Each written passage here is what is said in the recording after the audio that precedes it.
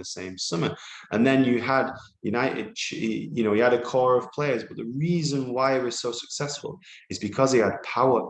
And United should be very, very, very scared if Klopp or Guardiola both decide to stay at City and Liverpool for a long time, not because of the financial aspect, but because when you've got that power, you're able to implement ideas.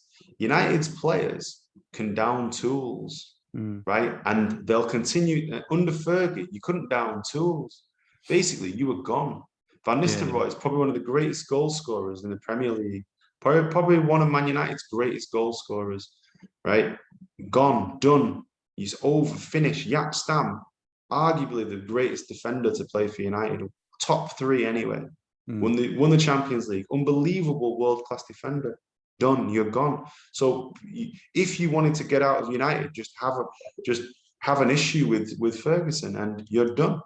So the players that wanted to play there and who were asked to move positions, to run harder, to work harder, they did that because they wanted to play for United and be successful. So power is important, and United have got too much player power.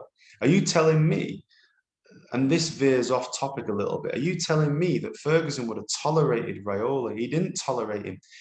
What the first time him and Raiola were like oil and water. Yeah, oil and water, exactly, the famous quote. The first time that Pogba went on French duty and said anything, he would have been out. Yeah. Would have been finished. The first, you know, like, so this notion, because technically that means that players are running the club, and the players are self-interested. Not all of them are, but Rashford's a United fan, Lingard's a United fan, but most of them aren't United fans. I think this is the thing. Sorry to no, man, go for it. I think what you're saying is part of the issue that Ollie's got. I saw Gary Neville and Graham Souness arguing on Sky Sports yesterday, and even though Graham Souness talks, you know, some nonsense sometimes, and he has huge agendas against most United. of the time, actually. Yeah, and he was more just, you know, gloating about the about Liverpool, you know, beating United, but he was kind of also making a point against Gary Neville, which Gary Neville wasn't really dealing with the point that Souness was trying to make. What was the point exactly? Well, he was saying that Graham Souness was saying that you cannot press with Ronaldo on your team up front, because you can't have a few players press. You need to always press as a team. You can't just have a few individuals press, which is correct. And Gary Neville was saying that you don't have to be a pressing team. You know, Conte isn't a pressing manager. Like, you don't always have to be this high pressing, you know, energetic team to win games.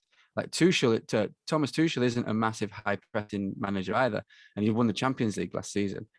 But the point stands that United have had to change the way they play from last season by having to find a place for Ronaldo in the team.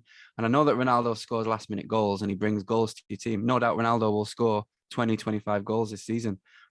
But the way that when United's options didn't have Ronaldo in them, Ollie would be able to go into a game against City or Liverpool or, you know, in Chelsea in a few weeks, and he'd be able to stick three at the back, and he'd be able to play an aggressive style of football, and he'd have runners like Rashford, Dan James, Martial up the top to really break whenever the team make a mistake always, and get a goal out of it and win the game 2-1 or 1-0 or whatever. But when you've got Ronaldo in your team and you have, you know, these kinds of players, you can't do that, because Ronaldo's not going to press and he's not going to run around too much off the ball either.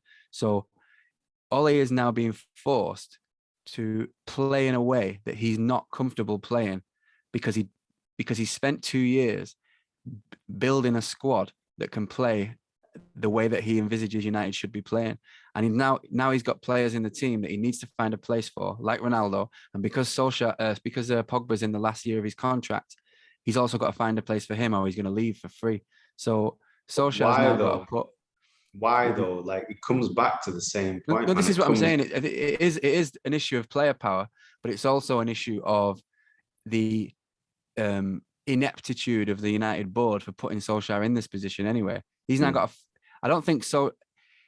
I mean, when Ronaldo is available, if you can get Ronaldo, you'll get Ronaldo. But if you're still in this period where you're just putting the finishing touches to a team that can then challenge, if United played with Cavani as a centre forward, for instance, and then they played with Sancho and Rashford and Bruno, that would be a much more balanced front line than Massively. the one they're having to find now with Ronaldo. So as much as Gary Neville was right, you don't have to be a pressing team. I think Souness is also right in that Ronaldo has made that attack disjointed, even You though he know gets the odd what? goal. Do you know what? I actually think that this is actually one of my criticisms of Solskjaer. I wouldn't sack him, but I have got a criticism, and that is you basically have three choices. You can be like a low block.